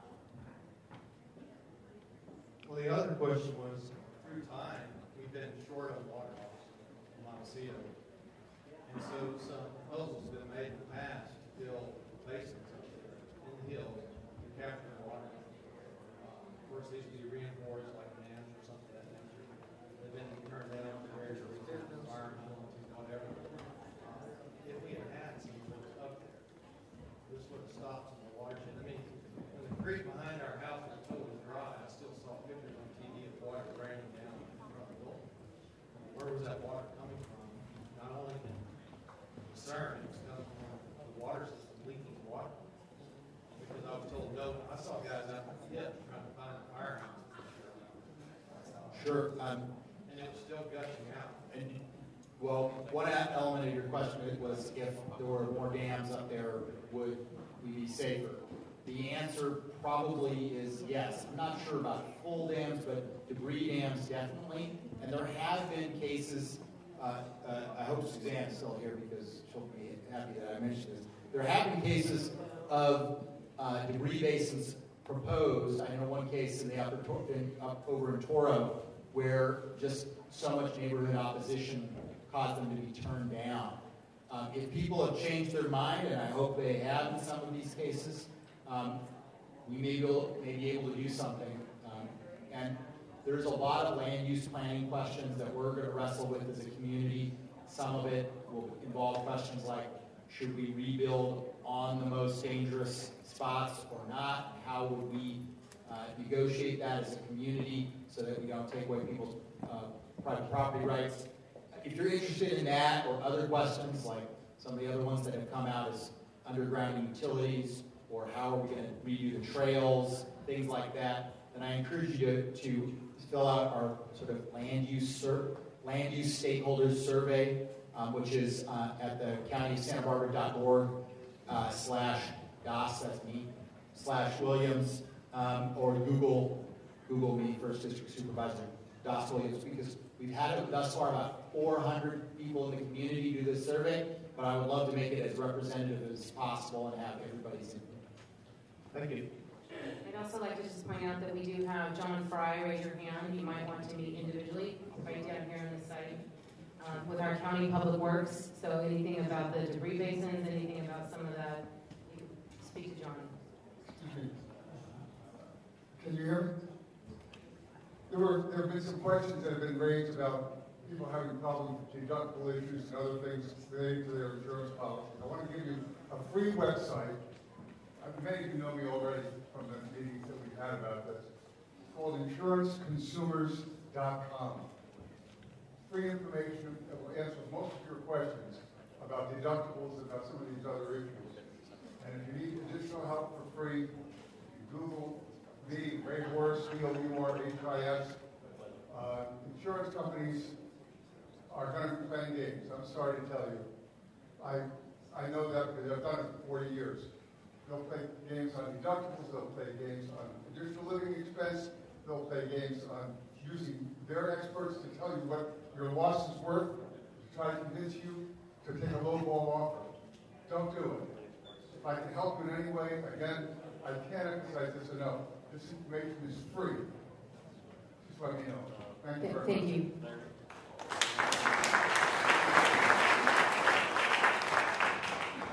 Thank you for what you're doing, and I figured since everybody's together, this is a good time to bring up a suggestion, comment.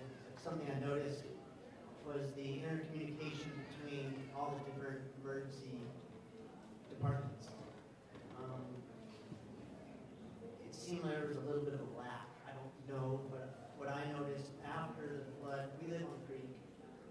backyard assessing our damage, and my friend had a fire scanner, and he's like, we were about to go in the creek, and he's like, I just heard on the radio that there's a potential dam break, and there could be another flood right now.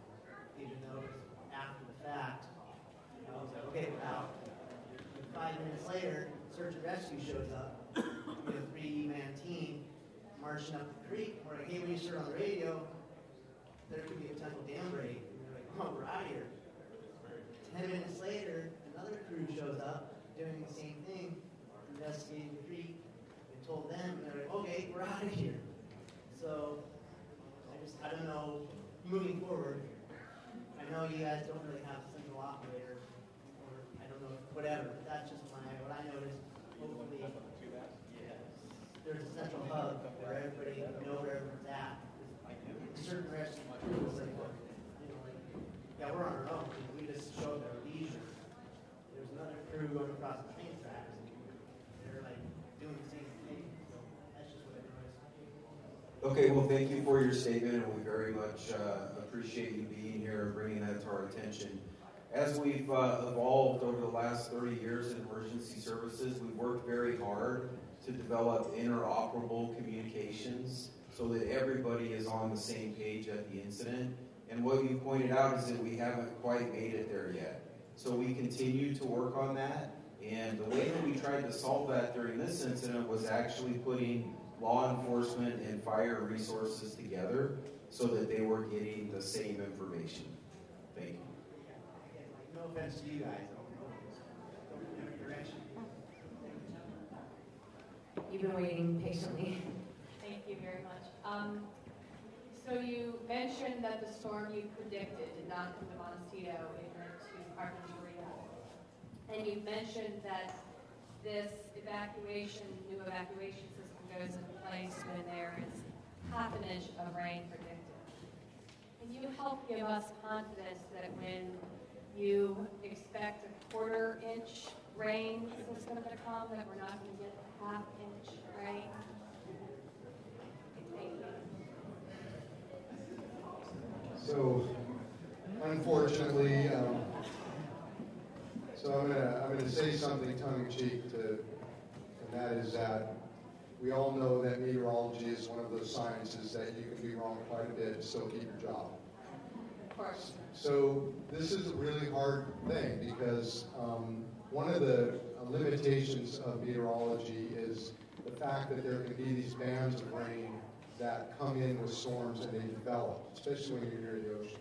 So one of the things that's now in place is there's now new monitoring stations out on our islands. And that's going to give us a little bit more data for our National Weather Service folks. We also have new data sites also located above Montecito. So there's been some improvements since last year on that regard.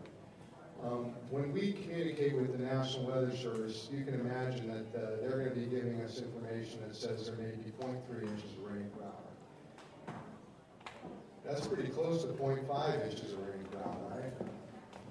So this is the hard part, and this is why we're here to try to make those decisions as best we can. We'll be issuing out advisories.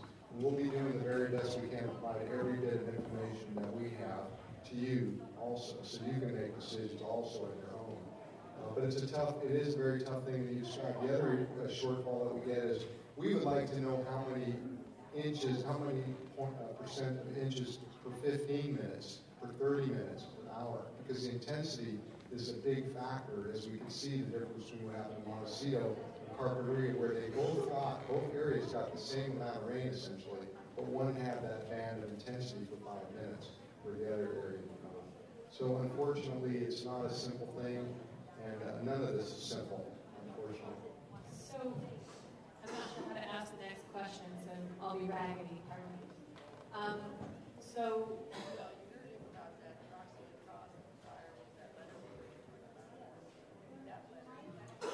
do we, would you advise that if there's rain predicted, we call our friend and say we'd like to use our rain route today? Or do we wait for the morning? Or can you even answer that question? So we want you to live your lives. We want you to have a hope We want you to have a future. We want you to create your community. We want you to spend a lot of money in your local restaurants and in your stores to get our economy churning. We want to have a recovery. And the simple answer is that the one thing we also want you to do is make sure that you have a suitcase always ready, that you have plenty of batteries, your cell phone is charged, you have chargers in your vehicle, your gasoline tank has fuel in it, that you are prepared. And we can get used to this sort of life. We're going to have to get used to it too. We're going to be activating our emergency operations center. Our firefighters are going to be gearing up. Our deputies are going to get called in for even more overtime. And you also are going to have to be prepared to have a bit of a transit life. And we can do that. We can do that with a smile and do the best we can. We're going to try to let you know how long it'll be. So if we get a storm that's predicted for a 24-hour period, we're going to let you know, hey, this storm is a 24-hour storm, so you may only be out one day. But we may have another one that's predicted for 3 days. And you'll have to plan accordingly to that. So find a place, get your plan going, talk about it every day in your family, but don't scare anybody about it. Let's just get used to the new normal together. Thank you very much.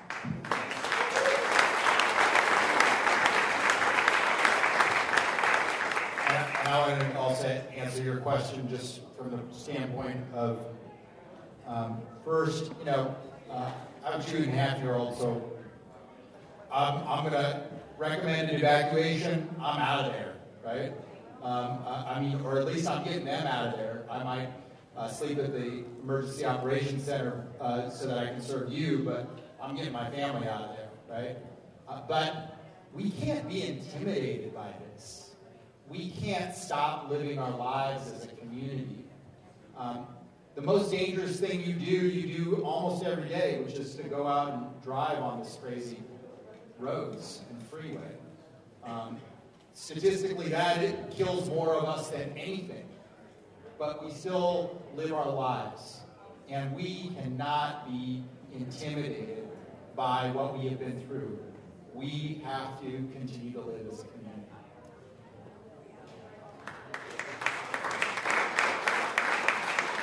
We've got 2 more, and then certainly everyone will stay here so that you can actually speak to them directly. We're going to start with you. You've done so much for us. I was wondering as a community if we could help you out. If when there's an evacuation, we put some kind of placard on our home but that you know that we've gone so that you can move faster through the community.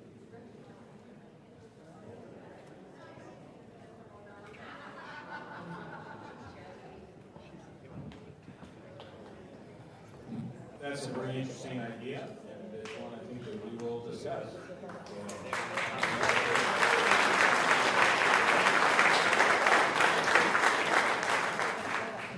That's that hope and creativity I think was mentioned earlier. And I'm going to go last question right here. Yes, with all due respect, I understand that you are all experts and you're not weather gods.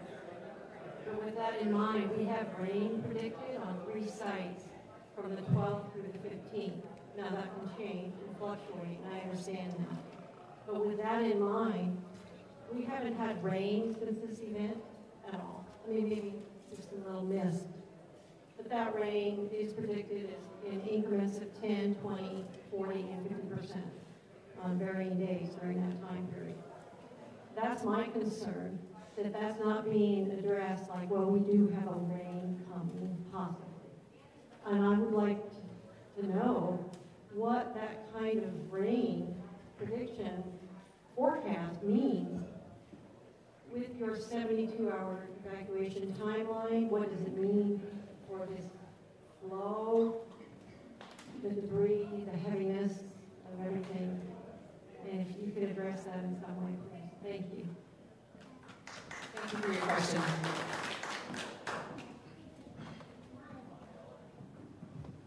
So we are aware of the potential rain that's forecast, and due to the amount of time that it's out, the forecast is not currently very accurate. We were on the phone with the National Weather Service during a normal weather conference call today at 1 p.m., like we are almost every day when there's rain forecast. And the forecasters themselves were having a difficult time wrapping their arms around the potential for rain. As you can imagine, we're very interested to immediately know as far in advance on those systems. So we continue to be in contact with them daily and sometimes even as frequently as hourly to update those forecasts. Relative to the amounts that you referenced, when we see 0.1 inches to 0.3 inches per hour, we expect that the creeks will run clear without debris. Between 0.3 inches and 0.5 inches per hour, we expect there to be a small amount of debris in the existing water courses. And then again, when we get above half an inch per hour or at half an inch per hour, that's when we can see something similar to the 1.9 debris flow event. So I hope that answered your question. If it didn't, I'll be happy to get with you afterwards. Thank you. Where can the community get that information? Are you posting that somewhere on your website? Did you get those forecasts so that everyone here, is it weather.com or is there a place where you are centrally putting this information? So the Weather Service actually posts that information at their website, and I'll make sure, I don't have the address off the top of my head, I apologize, but I'll get with you after and hook you up with that. Thank you. So this concludes the meeting tonight. We appreciate everyone for being here and hanging in there with us. Give yourselves a hand. And again, if you do want to speak to anyone up here on our panel, we will certainly wait for a few minutes. And if I can have staff, maybe Sherry, or someone, the bands are under the table if anyone still wants. Thank you.